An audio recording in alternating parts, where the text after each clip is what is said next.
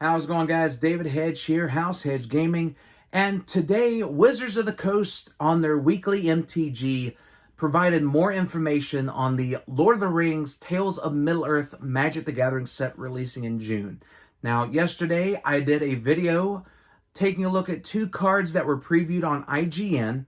And I said to myself after that video, if anything cool came out with the weekly MTG article, I will definitely do a video on it, and I monkey-pawed it. I should have been a little more specific about what I wanted because there was a lot of information, including one I never expected. But we'll get into that in a little bit. But first, let's take a look at some of the cards that were previewed for Lord of the Rings Tales of Middle Earth. All right, first of all, there are three cards that I would like to talk about, but unfortunately, I do not know what the mechanic is going to be. And those are cards for Frodo, Samwise, and Gollum. Now, these three focus on being tempted by the ring. The only problem is we don't know what that means yet. Now, in my opinion, the way it should work, in my thinking, is that with that mechanic, it's similar to poison. Every time you put on the ring, you get tempted. And if you're tempted so many times, you get corrupted and lose the game. Or some big negative effect will happen to you. But unlike poison, there will be ways to get rid of corruption. Because, you know, those crafty elves do have ways to help fend off the ring's effects. So, I do believe it's going to be similar to poison. It'll be its own thing to where it can be proliferated but also healed. But when more information gets released, I'll definitely cover that. Also, these cards that I'll be showing in the video, all of these are from the article that Wizard of the Coast put out earlier today, and you can find that article in the description below. So, just want to make sure I get that out there. Now, we talked about the cards that I don't know much about, but let's talk about some cards that I'm looking forward to playing in Commander. All right, so there's three cards that I saw during this article when it talked about all different variants and gave us the more information about the set and everything, including the important dates and all. But there's three cards I saw that I'm like really excited about playing in Commander. And the first one is a counterspell in white, and that is Reprieve. Now, Reprieve is a 1 and a white instant that says, return target spell to its owner's hand, draw a card. Ladies and gentlemen, we have a white remand.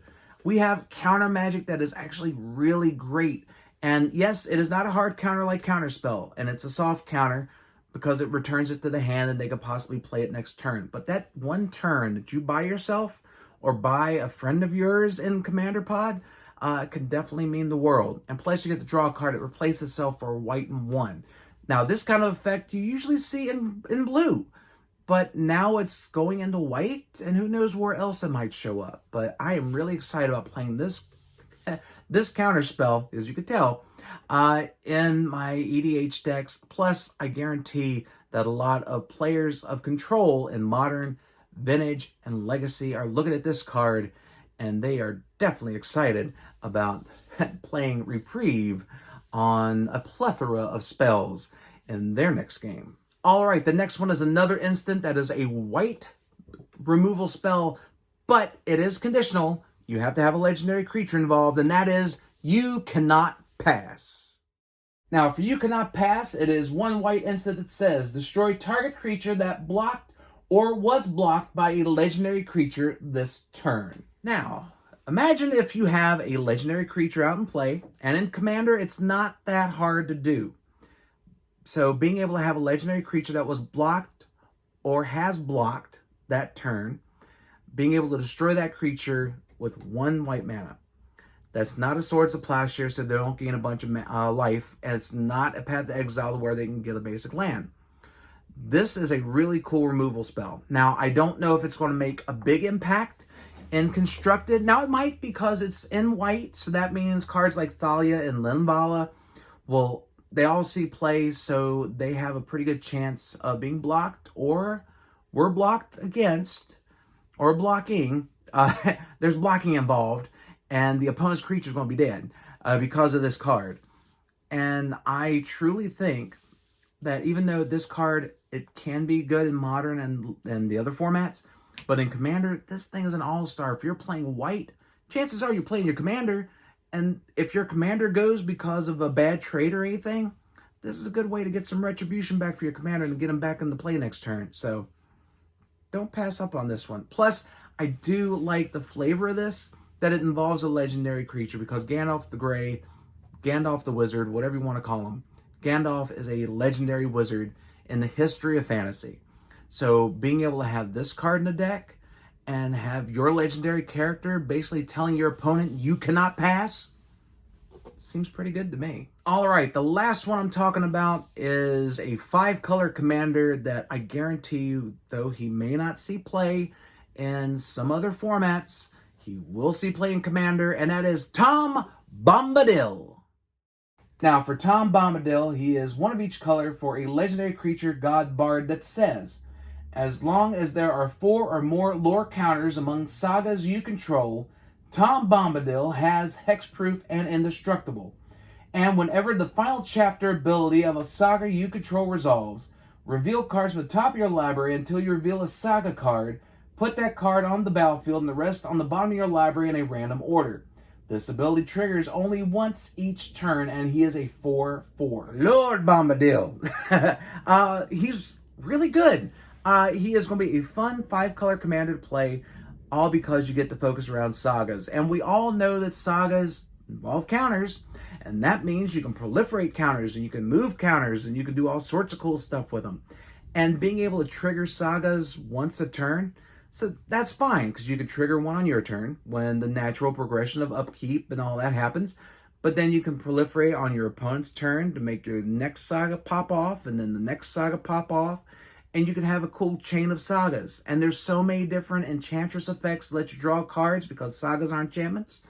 And so many different ways to get mana from all the enchantments you have. You have Sterling Grove to protect them and to bring them back. There's so many different things you can do with this. So Tom Bombadil will definitely be a legendary god bard.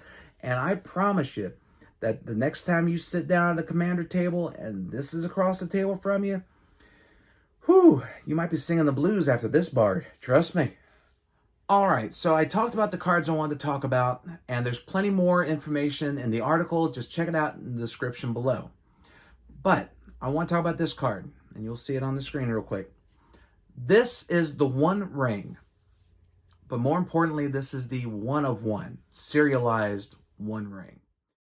You can only open this card in collector booster packs. Now, that could be a collector booster pack straight out of a box, or in the gift bundle that comes out later this year. Now, with it being a 1 of 1, and this is my opinion, this could be a life-changing card for somebody. Because this card will end up being, and like I said, this is just my opinion, one of the most expensive cards that Wizards of the Coast has ever printed. There's 2 other 1 of 1s that they've ever done in the history of the game. One is a 1996 World Championship card. The other one is a dragon that I will not try to pronounce. His name's right here, so you can read it, because I can't. And they have done special other cards too to celebrate the births of new family members for Wizards of the Coast team and stuff like that. But this is going to be available to anyone that can buy a collector booster pack, which currently go for between $33 to $40. The booster box is about $400 to $450.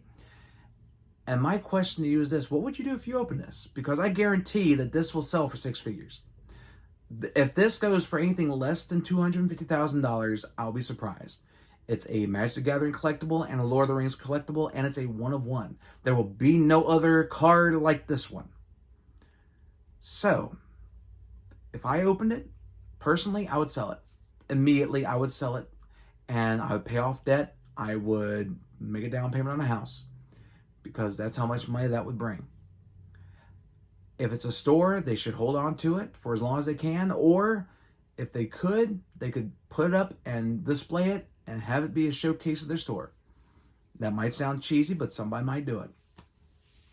But if it's a average person like you and me, I'd say sell it.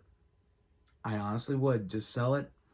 If you are in a position where you have some debt and all, use it, pay off the debt. But if you're in a position to keep it, hold on to that sucker like it is your precious. and just get it graded, put it aside, see what happens in a few years. But this can be a life-changing card. And if Wizard of the Coast just does it for this one set, for the one ring, awesome. I think it is a really cool concept, and I can't wait to see who ends up with it. But if it's something that they do more and more often, it's going to wear off the novelty of it. And yeah, it's a collector's item, but that's basically Wizard of the Coast just doing like what people have accused them of doing already, which is basically a major cash grab. And you put this in, you're guaranteed that you're going to sell as many collector boosters as possible until this sucker gets found. And if that happens, then no more collector boosters will be sold. For the most part. Now, they'll still be sold, but I mean, it won't be at a rocket pace. I'm going to compare this to Willy Wonka the Chocolate Factory and the Golden Ticket. Because I guarantee people are going to be buying collector boosters like crazy until this sucker is found. And then they'll hold it in their hands and they'll go, my precious. But the question I have for you is, what would you do with it? Would you hold on to it? Would you sell it? Would you get it graded and keep it on display at your home? Let me know in the comments below. Because like, this is one of those cards that's a very rare instance. And if you do get it, it could change your life. And that may sound cheesy, but it's what I think it can do. But let me know what you would do in the comments below. Well, there you have it. That is some of the stuff I want to talk about from the Lord of the Rings set. And I got to tell you, I'm excited for it. I really am. There's 4 great commander decks that'll be coming out with it, and I can't wait to see what's involved with those. The artwork looks amazing for the set so far, and the character choices, some of them I do know, some of them I don't. Like Tom Bombadil. I do not know that character, but because of this, I'm going to have to look up the lore of Lord of the Rings a little bit more and find out who Tom Bombadil was. And then possibly make the commander deck later on down the line because, yeah, I'm a sucker for a good gimmick. So, but thank you guys so much for checking out this video. If you like it, please like, share, comment, and subscribe to let everybody know that House Hedge Gaming is here for all of your gaming needs. So until next time, guys, stay safe and take care.